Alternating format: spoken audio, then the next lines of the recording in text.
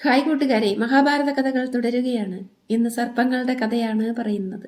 സർപ്പങ്ങളും മനുഷ്യരും കഥകളുമായി ഒരുപാട് ബന്ധമുണ്ട്. ലോകനാഥനായ പരമശിവന്റെ കഴുത്തിൽ 3 ചുറ്റു ചുറ്റി വലത്തോട്ട് നോക്കുന്ന വാസുകി എന്ന സർപ്പത്തെ എല്ലാവർക്കും അറിയാമല്ലോ. നമുക്ക് സർപ്പങ്ങളുടെ കഥയിലേക്ക് പോകാം. സർപ്പങ്ങൾ 8 പേരുണ്ട്. അനന്തൻ അഥവാ ശേഷനാഗം, വാസുകി, ഗുളികൻ, ശംഖുപാലൻ, പത്മൻ, മഹാപത്മൻ, കാർക്കോടകൻ, തക്ഷകൻ. ഇവർ അഷ്ടനാഗങ്ങളെന്ന് അറിയപ്പെടുന്നു. 8 പേരായതുകൊണ്ട് അഷ്ടനാഗങ്ങളെന്ന് അറിയപ്പെടുന്നു. നമ്മുടെ കഥ, മഹാഭാരത കഥ തുടർന്ന് പറയുകയാണ് ഉഗ്രശ്രവസ്. ജനമേജയ രാജാവിൻ്റെ സർപ്പയജ്ഞത്തിൽ പങ്കെടുക്കാമെന്ന ഉഗ്രശ്രവസ്. സർപ്പങ്ങളുടെ കഥയാണ് അദ്ദേഹം പറയുന്നത്. അതിനു മുമ്പ് ചില കാര്യങ്ങൾ പറയട്ടെ. യുഗങ്ങൾ 4 എണ്ണമുണ്ട്. അതേതൊക്കെയാണെന്നറിയാമോ? സത്യയുഗം, ത്രേതായുഗം, ദ്വാപരയുഗം, കലിയുഗം. സത്യയുഗത്തിൽ മനുഷ്യർക്കൊക്കെ ഉയരം കൂടുതലായിരുന്നു. അന്ന് സത്യവും നന്മയും മാത്രം നടമാടി. എല്ലായിടത്തും നന്മ മാത്രം. എന്നാൽ ത്രേതായുഗത്തിൽ കുറേ നന്മകളെല്ലാം കുറഞ്ഞു വന്ന് പാപങ്ങൾ ചെയ്യാൻ ആരംഭിച്ചു. ത്രേതായുഗത്തിലാണ് ശ്രീരാമനും ലക്ഷ്മണനും ഒക്കെ ജീവിച്ചിരുന്നത്. ദ്വാപരയുഗത്തിൽ ആഗ്രഹങ്ങൾ കൂടിക്കൂടി വരികയും ആയുസ്സിന് നീളം കുറയുകയും ചെയ്തു. ഇപ്പോൾ നടക്കുന്ന കലിയുഗത്തിൽ കാപഢ്യം കൂടി വരികയാണ്, അസ്ഥിരതയാണ്. ഇത് അയൺ ഏജ് അഥവാ ഇരുമ്പ് യുഗം എന്നും കൂടി അറിയപ്പെട്ടു. സത്യയുഗത്തിൽ ജീവിച്ചിരുന്ന ഒരു രാജാവാണ് ദക്ഷപ്രജാപതി. ദക്ഷപ്രജാപതിക്ക് 13 പുത്രിമാരാണ് ഉണ്ടായിരുന്നത്. ഈ 13 പേരിൽ സതി എന്നു പേരുള്ള മകൾ പരമശിവനെ തപസ് ചെയ്ത് സ്നേഹിക്കുകയും അദ്ദേഹത്തിൻ്റെ ഭാര്യയാവുകയും ചെയ്തത് ദക്ഷപ്രജാപതിക്ക് ഇഷ്ടപ്പെട്ടില്ല. ദക്ഷപ്രജാപതി ഒരു യാഗം നടത്തുകയും പരമശിവനെ വിളിക്കാതിരിക്കുകയും ചെയ്തു. സതി ഈ യാഗത്തിൽ പങ്കെടുക്കാൻ വരികയും അപമാനിക്കപ്പെടുകയും ചെയ്തു. ചാരം പൂശിയവൻ, കഴുത്തിൽ പാമ്പ് ചുറ്റിയവനല്ലേ നിന്റെ ഭർത്താവ് എന്നൊക്കെ പറഞ്ഞപ്പോൾ തൻ്റെ ഭർത്താവിനെയല്ലേ പരിഹസിക്കുന്നത്. അച്ഛനാണെങ്കിൽ കൂടി സതിക്കത് ഇഷ്ടപ്പെടാതെ വരികയും തിരിച്ചു പോവുകയും ചെയ്തു. പരമശിവൻ ഭർത്താവല്ലേ, ഭർത്താവ് പറഞ്ഞത് കേൾക്കാതെ പോയ ഭാര്യയല്ലേ, നീ നിന്റെ വീട്ടിലേക്ക് തന്നെ പൊയ്ക്കോ എന്ന് പറഞ്ഞു. സതിക്ക് എവിടെയും കയറി ചെല്ലാൻ ഇടമില്ലാതായി. പാവം യാഗാഗ്നിയിൽ ചാടി ആത്മഹത്യ ചെയ്തു. ഇതറിഞ്ഞ ശിവൻ തൻ്റെ ജടയിൽ നിന്നും ഒരു മുടി പറിച്ച് വലിച്ചെറിയുകയും അതിൽ നിന്നും വീരഭദ്രൻ ഉണ്ടാവുകയും ഭൂതഗണങ്ങളും വീരഭദ്രനും കൂടെ ദക്ഷപ്രജാപതിയുടെ തലയറുക്കുകയും ചെയ്തു. സതി വീണ്ടും പാർവതിയായി ഹിമവാന്റെ പുത്രിയായി ജനിക്കുകയും വീണ്ടും പരമശിവനെ വിവാഹം കഴിക്കുകയും ചെയ്തു. അതിനിടയ്ക്കുള്ള കാലം ഭയങ്കരമായിരുന്നു. ശിവന്റെ ഘോര തപസ്സിൽ ലോകം നടുങ്ങി വിറച്ചു. ഒരുപാട് പേർ ഇടപെട്ടാണ് പാർവതിയെ വീണ്ടും പരമശിവനിലേക്ക് എത്തിച്ചത്. എന്നിട്ട് ശിവൻ സ്വന്തം ശരീരം പകുതി ഭാര്യയ്ക്ക് പങ്കിട്ടു കൊടുത്തു. അർദ്ധനാരീശ്വരനായി. അങ്ങനെ ഒരു കഥയുണ്ട്. മഹാഭാരതത്തിലേക്ക് നമുക്ക് വരാം. അങ്ങനെ ദക്ഷപ്രജാപതിയുടെ മറ്റു 2 മക്കളായ കദ്രുവും വിനതയും, അവരെ കശ്യപ മഹർഷി എന്ന മഹർഷിക്ക് ദക്ഷൻ കല്യാണം കഴിച്ചു കൊടുത്തു.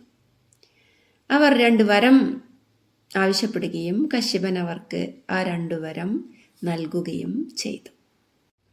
2 വരവും നൽകി കശ്യപ മഹർഷി കാട്ടിലേക്ക് തപസ് ചെയ്യാൻ പോയി. കദ്രു പറഞ്ഞു, എനിക്ക് 1000 ഉഗ്രപ്രതാപികളായ നാഗങ്ങൾ മക്കളായി ജനിക്കണം. വിനത പറഞ്ഞു, എനിക്ക് 2 പേര് മതി, പക്ഷെ അവര് കദ്രുവിൻ്റെ മക്കളെക്കാളും മികച്ചവരായിരിക്കണം.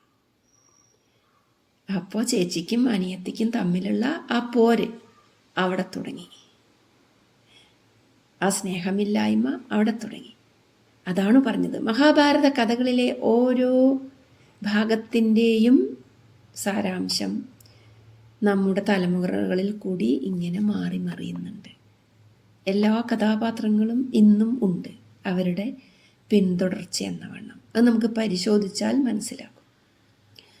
അങ്ങനെ കദ്രു ആവശ്യപ്പെട്ട പ്രകാരം വരം ലഭിക്കുമെന്ന് പറഞ്ഞ്, വിനത ആവശ്യപ്പെട്ട പ്രകാരം വരം ലഭിക്കുമെന്ന് പറഞ്ഞ് നമ്മുടെ കശ്യപ മഹർഷി വനത്തിലേക്ക് തപസ്സിനായി വീണ്ടും യാത്രയായി.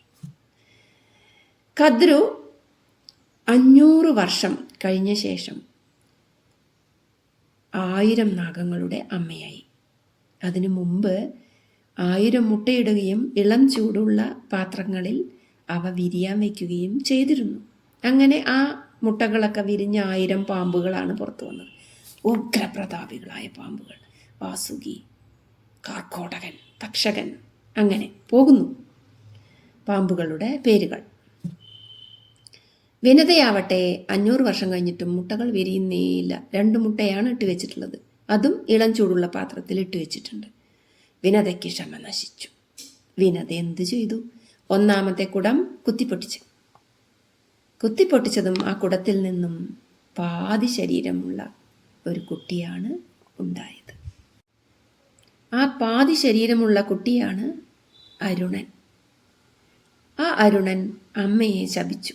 അമ്മേ, എന്നെ മുഴുവൻ ജനിക്കാൻ നിങ്ങൾ അയച്ചില്ല. അതിനു മുമ്പേ നിങ്ങളുടെ ചേച്ചിയോടുള്ള അസൂയ കാരണം നിങ്ങൾക്ക് ക്ഷമയില്ലാതാവുകയും എന്നെ കുത്തിപ്പൊട്ടിക്കുകയും ചെയ്തു. ഈ പാതിയുള്ള ശരീരം കൊണ്ട് ഞാൻ ഇവിടെ എങ്ങനെ കഴിയും? ഞാൻ സൂര്യൻ്റെ തേരാളിയായി ഞാൻ പോവുകയാണ്. അങ്ങനെ അരുണൻ സൂര്യൻ്റെ തേരാളിയായിപ്പോയി. സൂര്യന് മുന്നേ ഉദിച്ചു വരുന്നത് അരുണൻ്റെ കിരണങ്ങളാണ്. സൂര്യൻ്റെ തേരാളിയായിട്ടാണ് അരുണൻ പോയത്. 2ാമത്തെ പുത്രൻ ആരെന്ന് പറയുന്നതിന് മുമ്പ് ഒരു കഥ കൂടിയുണ്ട്. അതും കൂടി പറയട്ടെ. അതിനുശേഷം 2ാമത്തെ കുട്ടിയെ പരിചയപ്പെടുത്താം. പക്ഷെ പോകുന്നതിന് മുമ്പ് അരുണൻ അമ്മയെ ശപിച്ചിട്ടാണ് പോയത്. 500 വർഷം കദ്രു അമ്മയുടെ ദാസിയാവട്ടെ വിനത. എൻ്റെ അമ്മ ആ കദ്രു എന്ന ചേച്ചിയുടെ, വലിയമ്മയുടെ ദാസിയാവട്ടെ എന്ന് ശപിച്ചിട്ടാണ് അരുണൻ പോയത്. അപ്പോൾ അമ്മ കരഞ്ഞു. അമ്മയല്ലേ? കരച്ചിൽ കണ്ടപ്പോൾ മനസ്സലിഞ്ഞ അരുണൻ പറഞ്ഞു, ഇനിയും കാത്തിരിക്കൂ. അമ്മയുടെ 2ാമത്തെ മകനെ കുത്തിപ്പൊട്ടിക്കേണ്ട. ഇതുപോലെ അവൻ ഉഗ്രപ്രതാപിയായ ഒരു കുട്ടിയായി വരും. അവൻ നിങ്ങളെ ഈ ദാസ്യവൃത്തിയിൽ നിന്നും രക്ഷിക്കും എന്നും പറഞ്ഞാണ് അരുണൻ സൂര്യൻ്റെ തേരാളിയായി പറന്നുപോയത്. ദേവന്മാർക്കൊരു മോഹം, അമൃത് കുടിക്കണം, എന്നിട്ട് അമരത്വം വരിക്കണം. അതായത് ദീർഘായുസോടുകൂടി അങ്ങനെ വാഴണം, മരിക്കാതെ ഇങ്ങനെ ജീവിക്കണം. ദേവലോകത്ത് അവർക്ക് സസുഖം വാഴണം. അമൃതം കിട്ടണമെങ്കിൽ പാലാഴി എന്ന കടല് കടയണം. അങ്ങനെ കടയാൻ വേണ്ടി അവർ മേരു എന്ന രത്നങ്ങളൊക്കെ ഉള്ള ഒരു പർവ്വതത്തിൻ്റെ മുകളിൽ മീറ്റിംഗ് കൂടി, സഭ കൂടി. ദേവന്മാരുടെ സഭ. അതിൽ ബ്രഹ്മാവും മഹാവിഷ്ണുവും ഒക്കെയുണ്ട്. അമൃത് എങ്ങനെ ഉണ്ടാക്കണമെന്നായിരുന്നു അവരുടെ ചർച്ചാ വിഷയം.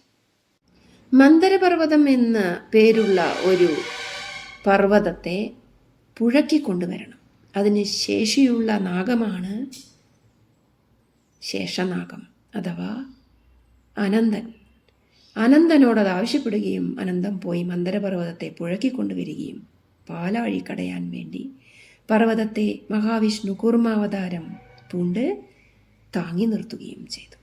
വാസുകി കടകോലിലെ കയറായി ചുറ്റിവരിഞ്ഞ് പാലാഴി കടഞ്ഞു. അമൃതുണ്ടായി. ധന്വന്തരി എന്ന ദിവ്യരൂപം ഉയർന്ന് വന്നു കയ്യിൽ അമൃതകുംഭവുമായി. അതിൽ നിറച്ച അമൃത് മന്ദരപർവ്വതത്തിനും കുറച്ചു കൊടുക്കാമെന്ന് ദേവന്മാർ പറഞ്ഞു. സമുദ്രം ഇവർക്ക് നിന്നുകൊടുത്തില്ലേ? സമുദ്രത്തെ അല്ലേ കടയുന്നത്? അതുകൊണ്ട് തന്നെ സമുദ്രം കുറേ കഷ്ടപ്പെടണം. സമുദ്രത്തിനും കുറച്ച് അമൃത് കൊടുക്കാമെന്ന് പറഞ്ഞു. പാലാഴി കടഞ്ഞപ്പോൾ കുറച്ചു പേർ അവിടെ ഉണ്ടായി. അതിൽ 1ാമത്തെയാൾ ശീതകിരണനായ ചന്ദ്രനാണ്. സൂര്യൻ്റെ അത്രയും കിരണങ്ങൾക്ക് ശക്തിയില്ലല്ലോ ചന്ദ്രന്. അതുകൊണ്ടാണ് ചന്ദ്രൻ്റെ കിരണങ്ങൾക്ക് ശീതകിരണം എന്ന് പറയുന്നത്. ശീതകിരണനായ ചന്ദ്രൻ ഉണ്ടായി. കൂടാതെ ലക്ഷ്മി ഭഗവതി ഉണ്ടായി. സുരാദേവി ഉണ്ടായി. ഉച്ചൈശ്രവസ് എന്ന വെളുത്തു കുതിരയുണ്ടായി. ആ കുതിരയുടെ വാലിന് കറുപ്പ് നിറമായിരുന്നു. കൂടാതെ കാമധേനു എന്ന പശു ഉണ്ടായി. ഐരാവതം എന്ന ആനയുണ്ടായി. അതിനെ ദേവേന്ദ്രൻ സ്വന്തമാക്കി. കൗസ്തുഭരത്നം എന്ന വിലപിടിപ്പുള്ള രത്നം പൊങ്ങി വന്നു. കൽപ്പവൃക്ഷമുണ്ടായി. കാളകൂടമെന്ന വിഷവും ഉണ്ടായി. ഈ വിഷം ഭൂമിയിൽ പരന്നു കഴിഞ്ഞാൽ എല്ലാ ജീവജാലങ്ങളും ഇല്ലാതെയാവും. പേടിച്ചരണ്ട ബ്രഹ്മാവ് പരമശിവനോട് പ്രാർത്ഥിച്ചു, ഭഗവാനെ എന്തു ചെയ്യും? ഉടനെ തന്നെ ആ ഒരു വിഷത്തെ പരമശിവൻ എടുത്തു കുടിച്ചു. അങ്ങനെ കഴുത്തിൽ മഹാലക്ഷ്മി പിടിക്കുകയും കഴുത്തിൽ അത് ഒതുങ്ങുകയും ചെയ്തു. അതുകൊണ്ടാണ് പരമശിവൻ നീലകണ്ഠൻ എന്ന് അറിയപ്പെടുന്നത്. വാസുകിയെ എടുത്ത് ചുറ്റിയതിൻ്റെ പിന്നിലും ഒരു കഥയുണ്ട്. വാസുകി ഭൂമിക്കടിയിൽ വസിക്കണം, ഭൂമിയെ താങ്ങി നിർത്തണമെന്ന് പറഞ്ഞതാണ് മഹാവിഷ്ണു. ഒരിടവേള ഇടയ്ക്കത് മറന്ന് നമ്മുടെ വാസുകി ശിവനെ കാണാൻ പോയി. ശിവനെ ഭയങ്കര ഇഷ്ടമാണ് വാസുകിക്ക്, ഭയങ്കര ഭക്തനുമാണ്, ശിവഭക്തനുമാണ്, ശിവലിംഗത്തെ ആരാധിക്കുന്നവനുമാണ് വാസുകി. ഭൂമിക്ക് പുറത്തു പോകുന്ന വാസുകിയെ മഹാവിഷ്ണു കണ്ടുപിടിച്ച് ശപിച്ചു. ഗരുഡൻ നിന്നെ ഭക്ഷിക്കും, നിന്നെ ആക്രമിക്കും. നീ ഈ പറഞ്ഞതൊക്കെ തെറ്റിച്ച് ശിവനെ കാണാൻ പോവുകയല്ലേ. ഇതറിഞ്ഞ് ശിവൻ പ്രത്യക്ഷപ്പെടുകയും വാസുകിയെ എടുത്ത് കഴുത്തിൽ ചുറ്റുകയും ചെയ്തു. 3 ചുറ്റി. അത് ഭൂതകാലം, വർത്തമാനകാലം, ഭാവി കാലം എന്നീ 3 കാലങ്ങളാണത്രേ ആ 3 ചുറ്റ്. അതുമാത്രമല്ല, വേറെ ചില ഐതിഹ്യവും അതിൻ്റെ പിന്നിലുണ്ട്. ജനനം, മരണം, പുനർജന്മം, ഇത് 3ഉമാണ് ആ 3 ചുറ്റ്, വാസുകിയുടെ 3 ചുറ്റ് എന്നും പറയപ്പെടുന്നു. ബ്രഹ്മാവ് സൃഷ്ടാവാണ്. എല്ലാ ജീവജാലങ്ങളെയും ലോകത്തെയും നോക്കി നടത്തുന്നത് മഹാവിഷ്ണുവും. സംഹാരമൂർത്തിയാണ് പരമശിവൻ. പക്ഷേ പരമശിവൻ പല ജീവജാലങ്ങളെയും രക്ഷിച്ചിട്ടുമുണ്ട്. തൻ്റെ ശരീരത്തിൽ സ്ഥാനം കൊടുത്തിട്ടുമുണ്ട്. പകുതി ഭാര്യയായ പാർവതിക്ക് കൊടുത്തു, അർദ്ധനാരീശ്വരൻ. തലയിൽ ഗംഗാദേവിയുണ്ട്, മറ്റൊരു ഭാര്യ എന്നറിയപ്പെടുന്നു. ചന്ദ്രനുണ്ട്, വാസുകിയുമുണ്ട്. അങ്ങനെ എല്ലാവരും ഭഗവാന്റെ ആശ്രിതരായി കൂടെ ഉണ്ട്. അമൃത് കിട്ടിയതും ദേവന്മാരും അസുരന്മാരും അടി തുടങ്ങി. എനിക്ക് വേണം. ആസുരന്മാർക്കൊക്കെ അസുര സ്വഭാവമല്ലേ. അവരൊക്കെ അമൃത് കുടിച്ചാൽ അവർക്ക് മരണമില്ല. പിന്നെ അവർ എല്ലാവരെയും ഉപദ്രവിച്ചു കൊണ്ടേയിരിക്കും. ലോകം മുഴുവൻ മുട്ടിക്കും, നശിപ്പിക്കും. ദേവന്മാരങ്ങനെയല്ല, അവർ ആരെയും ഉപദ്രവിക്കാൻ പോവുകയില്ല. അപ്പോൾ എല്ലാവരും അമൃതമൊക്കെ കുടിച്ചു. ആ സമയത്ത് ഒരാൾ മാത്രം, രാഹു എന്നു പേരുള്ള ഒരസുരൻ, ദേവന്മാരെ പോലെ വേഷം കെട്ടി അമൃത് കുറച്ചു കുടിച്ചു. കഴുത്തോളെത്തി. ഇത് സൂര്യനും ചന്ദ്രനും കണ്ടു. മഹാവിഷ്ണുവിനോട് പറഞ്ഞു കൊടുത്തു, ദാ ഒരസുരൻ ദേവരൂപം പൂണ്ടുതാ നിങ്ങളുടെ അടുത്ത് എത്തിക്കഴിഞ്ഞു. കുറച്ച് അമൃത് കുടിച്ചു കഴിഞ്ഞു, അവൻ ഇനി മരണമില്ല. ഉടനെ തന്നെ മഹാവിഷ്ണു തൻ്റെ ചക്രം ഉപയോഗിച്ച് രാഹുവിൻ്റെ കഴുത്തറുത്തു. പക്ഷെ രാഹു മരിച്ചില്ല. എന്താണ്? കഴുത്തിന് മുകളിലേക്ക് അവന് ജീവനുണ്ട്, അമൃത് കുടിച്ചതുകൊണ്ട്. അങ്ങനെ ഒരു കഥ കൂടി ഉണ്ട്. പാലാഴി മദനം കഴിഞ്ഞ ശേഷം ഉണ്ടായ ഉച്ചൈശ്രവസ് എന്ന കുതിര ഉണ്ടായത് കതിരവും വിനതയും അറിഞ്ഞു. കതിര് വിനതയോട് ചോദിക്കും, എന്തായിരിക്കും ആ ഉച്ചൈശ്രവസിന്റെ നിറം? വിനത പറയും, വെളുത്തിട്ട് തന്നെ. അപ്പൊ കതിര് പറയും, വെളുത്തിട്ട് തന്നെ, പക്ഷെ വാല് കറുത്തിട്ടാണ്. അല്ല, വെളുത്തിട്ട് തന്നെയാണ്. വിനത പറയും, അല്ല, വാല് കറുത്തിട്ടാണ്. നമുക്ക് പന്തയം വെക്കാം. വാല് കറുത്തിട്ടാണെങ്കിൽ നീ വീണ്ടും 500 വർഷം എൻ്റെ ദാസിയാവണം. കതിര് പറയും. പാവം വിനത സമ്മതിച്ചു. അങ്ങനെ ഇവര് ഉച്ചൈശ്രവസിനെ കാണുകയാണ് നടക്കാനിറങ്ങുമ്പോൾ. അതിനു മുമ്പ് തന്നെ കതിര് പറയും മക്കളോട്, പാമ്പുകളോട് പറയും, എടാ, ഉച്ചൈശ്രവസിന്റെ വാല് കറുത്തിട്ടാണ് എന്ന് ഞാൻ പറഞ്ഞു വിനതയോട്. പക്ഷേ ഉച്ചൈശ്രവസ് വെളുത്തിട്ടാണ്, വാലും വെളുത്തിട്ടാണ്. പക്ഷെ ഞാൻ തോറ്റുപോവില്ലേ വിനതയുടെ മുമ്പിൽ? അതുകൊണ്ട് നിങ്ങൾ പോയി ഉച്ചൈശ്രവസ് എന്ന കുതിരയുടെ വാലിൻ്റെ മേലെ തൂങ്ങിക്കിടക്കണം. അപ്പോൾ എല്ലാ കറുത്ത നാഗങ്ങളും തൂങ്ങിക്കിടക്കുന്നത് കണ്ടുകൊണ്ട് ഇവളത് കറുത്ത വാലാണെന്ന് മനസ്സിലാക്കിക്കോളും. എന്താ സൂത്രമല്ലേ? പാവം വിനത നാഗങ്ങളോട് പറഞ്ഞപ്പോൾ, നാഗങ്ങളുണ്ടോ കേൾക്കുന്നു?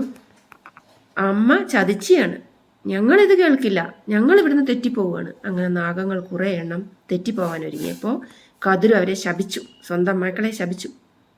സർപ്പങ്ങളെ കൊണ്ട് തോറ്റിരിക്കുകയാണ് ലോകം. ലോകങ്ങൾക്കൊക്കെ ഇത് ഇഷ്ടപ്പെടുകയും ചെയ്തു. നിങ്ങളെ ജനമേജയ രാജാവ് നടത്തുന്ന യജ്ഞത്തിൽ നിങ്ങളെ ഇടും.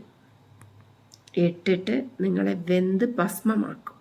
നിങ്ങളെല്ലാം വെന്ത് ഭസ്മമാക്കപ്പെടും. കദ്രുവിൻ്റെ ശാപം.